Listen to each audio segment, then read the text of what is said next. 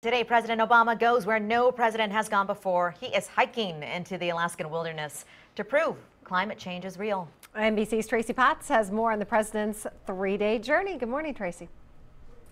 Hi, good morning. Fortunately, he's not spending 3 days in the wilderness, but he is hiking up to a glacier today to try to prove the science behind climate change. What the president told leaders in Alaska is that there are huge glaciers, solid blocks of ice, the length of the National Mall here behind me, 4 times as tall as the Washington Monument, and about 75 of them, he said, are melting every year.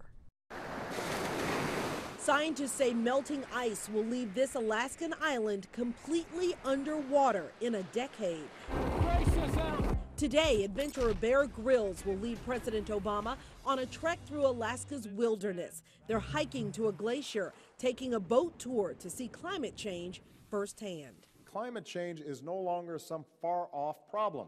It is happening here. The United States recognizes our role in creating this problem, and we embrace our responsibility to help solve it. There are plenty of naysayers, including Republicans in Congress, who dispute the science. Secretary of State John Kerry tells leaders in Alaska the damage is already underway. The infrastructure is beginning to be challenged. Houses and other buildings are literally collapsing into rubble. Already this is happening.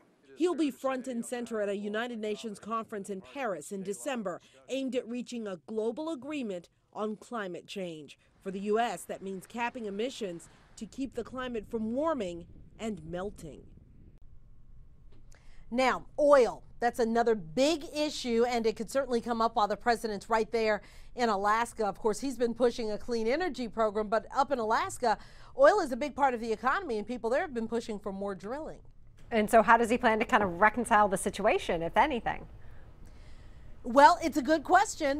The White House spokesman asked about that, said, look, it's a two-pronged approach here. We do want to drill for more oil here in the United States. Obviously, most people are still driving cars that are powered by gasoline. The more oil we can get domestically, the less we have to deal with volatile regions of the world in the Middle East. On the other hand, he said that the clean energy initiatives are still the president's priority, and it's a transition is the way he described it. So it's not that we're completely getting rid of one, but his focus is going to be clean energy. All right, will be interesting to see what he has to say when he's there today. Well, thanks so much, Tracy, live for us in Washington.